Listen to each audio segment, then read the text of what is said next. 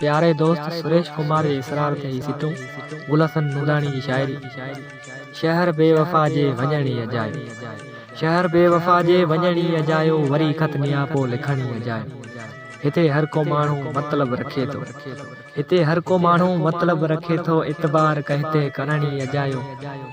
शहर बेवफा जे वञणी अजायो, वरी खत नियापो लिखणी अजायो।